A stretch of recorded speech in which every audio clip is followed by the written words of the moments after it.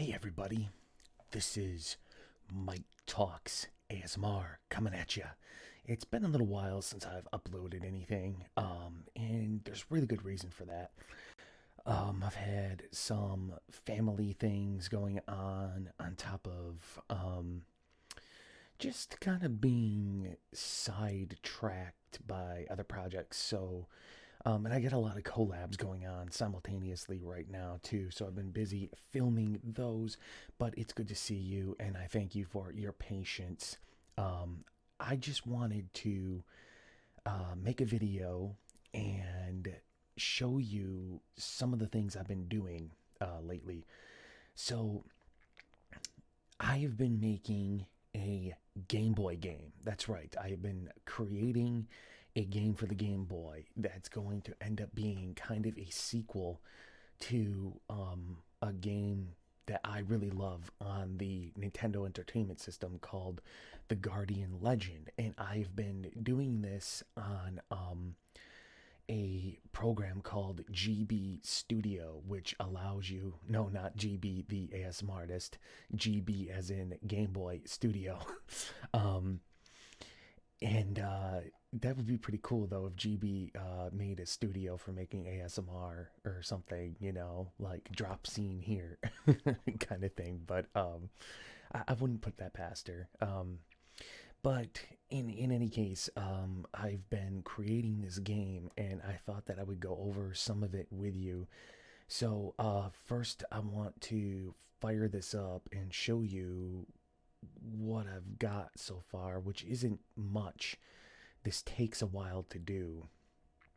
So here we have the title screen, and as you can see, it is called the Guardian Legendary. Guardian Legendary. Now, this is running in Game Boy Color mode because I wanted kind of different color palettes, but I didn't want to go like full bore and do full color because I'm not a great sprite artist, as you will see. And a lot of these sprites I actually took from the original game. But hey, I made the stars on the background, so I mean that's cool. And I've edited the sprites, edited the colors, shrunk them down, simplified them, etc. So I'm decent at editing sprites to do what I need them to do. But in any case, here is the title screen, the Guardian Legendary. So let's hit enter. And we get a little picture of the Guardian there. And she says, I should expect heavy levels of resistance in this sector. However, I must complete my mission. And we got some, we can fire, we can get hit.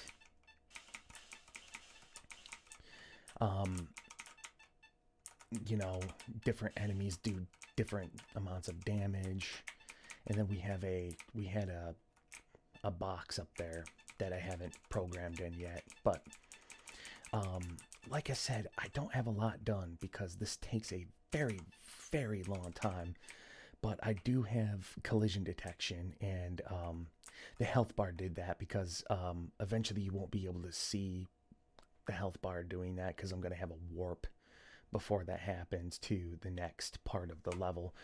But yeah, so GB Studio is pretty cool, although it does have its limitations, like the hearts that you saw, for instance, are sprites because it doesn't have a mode for having an actual HUD. And so you have to make your kind of impromptu HUD very simple, because if you have too many sprites, and they have to be 16 by 16 pixels each, they can't be bigger or smaller than that. But if you have too many sprites following you up or across the screen, you get major slowdowns. And actually, one of the reasons why I converted it to the quasi color mode is because the Game Boy Color had slightly faster hardware. So now I don't get the slowdowns from having a simple HUD, but I'm eventually going to add one more piece to the HUD which is going to be like an energy bar for special weapons and things like that. So, yeah, I mean that's basically it. All I've got so far, and it took me several days of messing around with this to get it right. Another thing I wanted was like explosion animations, but I couldn't quite get that right. I couldn't quite get that right. And like I said, I haven't gotten the power up boxes completely programmed in yet. Um, the issue with like the explosion animations is just like I think it's an engine limitation that I can't like swap out the sprite sheet and then show an animated explosion because as you can see when you click on a scene, you get a maximum number of actors, which means that you can't use an event to spawn actors. Like, and actors are like these coins and your player and your asteroids and things like that. Any sprites. So you can't spawn them on the fly. They have to be accounted for at what's called compile time, and cannot be determined at runtime. And that is because of a limitation in the engine and the fact that you cannot directly manipulate memory in this engine. So then the same goes with frames. So these are like your animation frames. You get a total of 25 animation frames between everything in the scene. Okay, so everything in this scene where you're going up through space, you have a total of 25 animation frames. So you can't just have a, like, say, asteroid die and then swap out and then blow up and have those animation frames, because that would be again determining frames at runtime as opposed to compile time. So that is a limitation of the engine. The engine is it's cool that you can do this stuff, but it is very, very limiting, which is both good and bad, because I feel that, like, if you have a limited, like, if you're very limited in what you can do, it kind of drives creativity quite a bit. So you have to get creative with how you want your HUD. You have to get creative with the colors. You have to get creative with the size of the sprites and the animations and all of this stuff. And on the flip side of that, it's really bad, because if you're too limited, then you really just can't do what you really want to do. Um, and I've had to make some sacrifices in that regard. Um, so technically speaking, the original Guardian Legend is going to end up being quite a bit more complex than this game I'm making.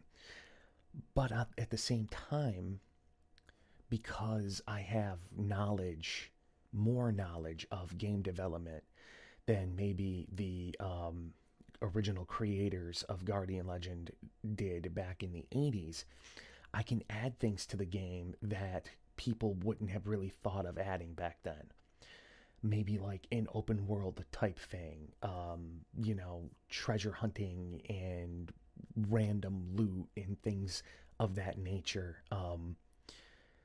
Kind of making it almost like a Skyrim-esque type of game.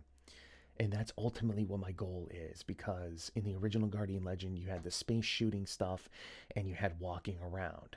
Well, I'm going to expand that walking around portion to space exploration, and also finding different planets and different abandoned bases and things, all sorts of things out in outer space as you're exploring the solar system where you are in the game, and finding random loot and defeating different enemies and things like that.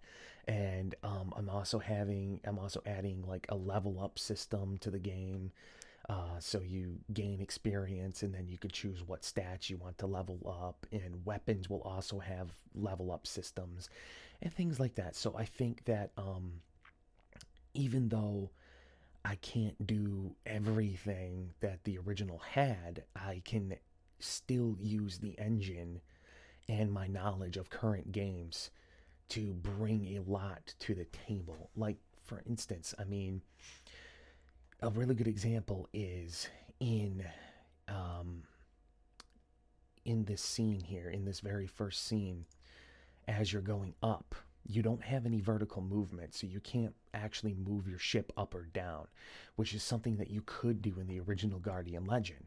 But the original Guardian Legend did not have scenes where you were going to the side and having it be a side shooter, and that's something that I can do very easily in this engine that you couldn't necessarily do very easily on the NES.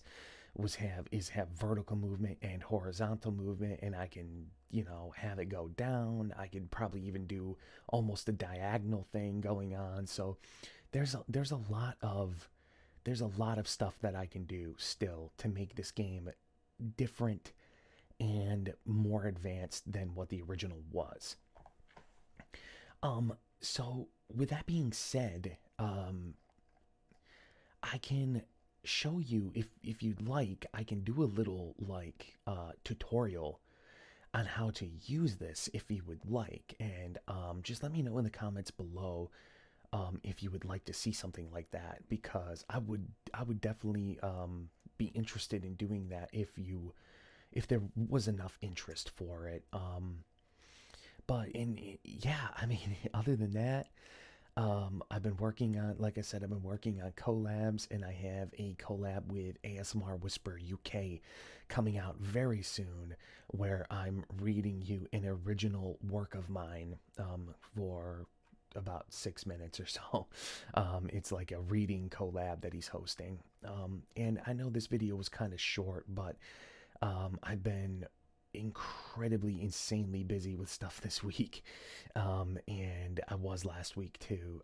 So hopefully by next week I will have even more of this done so I can show you more. And if you guys really want a tutorial on how to use the GB Studio engine, I would be more than willing to do something like that. So I hope that you enjoyed this little short video, and I bid you all a fond farewell and adieu, my friends. Subscribe.